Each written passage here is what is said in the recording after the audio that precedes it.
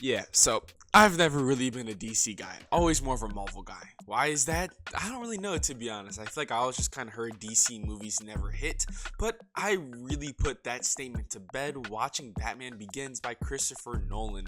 Now, this man is Interception, Interstellar, the new Odyssey movie, and he knows how to make movies. I know that I've had respect for him, but I was like, superhero movies? That's a different thing. It must be out of his depth. Not at all.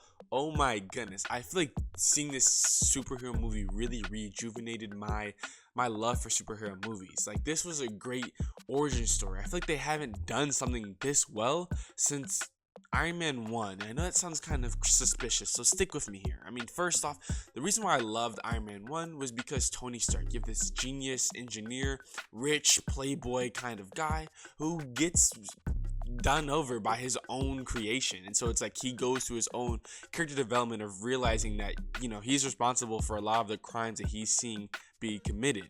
And I feel like this is a beautiful turnaround for him to become such a great superhero. And I feel like I saw really similar themes with this Batman movie. Not only was the cinematography absolutely beautiful by Christopher Nolan, but honestly, just the whole story was really engaging and made me have such a deeper amount of love and appreciation for Batman. I've always been a superhero guy, but I've always been a Superman guy. I never really liked the Batman, the prep time or whatnot. But this movie really did help me appreciate who he was. Seeing that he's not some super genius person, he has Fox, who's doing all like the mechanical and technology stuff behind the scenes. He has Alfred, who's dealing with the house stuff, and Batman's really only one part of this larger system, I'll say, that makes him who he is. And I feel like that made it so much more interesting that he has a team. He's not a solo guy. He has his people that he's relying on. Gordon, the police detective. And so it's like everyone kind of plays their role and plays their part. And I feel like that made it so much more of an attractive idea and realistic appeal to me, because it's like, if there is someone that's doing this that has no superpowers whatsoever, he's gonna need some sort of team to have his back, and that's exactly what he has in this movie. So I feel like, honestly, I just enjoyed all of it because it's such a realistic scenario. It's not someone that was getting powers from the stars or from a different planet. No, like similar to Iron Man, he had to tinker and engineer his own superpower, and that's his just like grit and determination to do his thing. And I love how we also got to see like the evolution of his suit, really similar to Iron Man, where it's like you add a new upgrade every single time. That way you can be better and fight better. For example, when he added the Batwing so he can glide, when he had fireproof gear so he doesn't get exploded or get burnt. So I feel like it was really cool to see his ingenuity develop throughout the movie.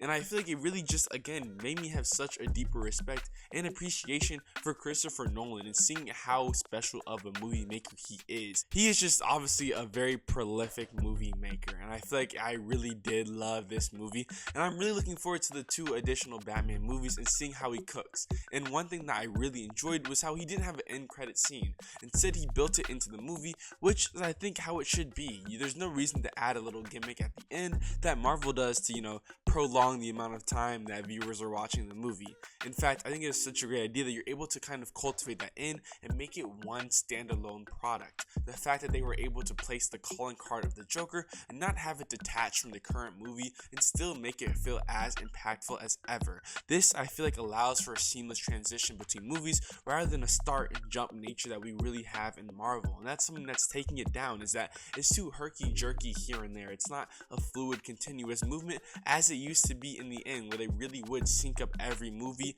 moment to moment. And that's something that I love that Andor did with Star Wars, how we literally start and end between 2 movies with a singular TV show, and gives you a hardcore idea of how everything really fits together. And I can't wait to watch the second Batman movie and the third one, because I've heard that they are all so good. I know that Heath Ledger is the best Joker ever, and then also I can't wait to see my boy Bane in the final movie, because I know that hits hard as well.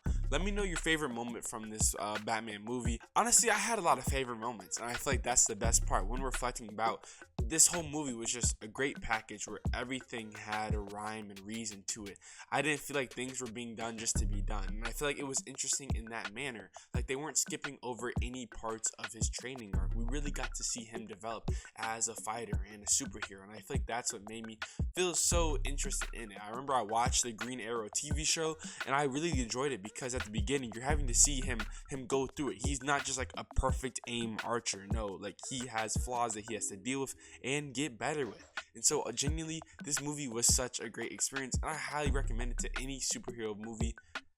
To any superhero movie enthusiast, because it's exactly what I want. It's one of my dream superhero movies, I can't lie. And honestly, I'm really excited for the next two. So please make sure you leave a like, comment, subscribe, and I'll see you next time.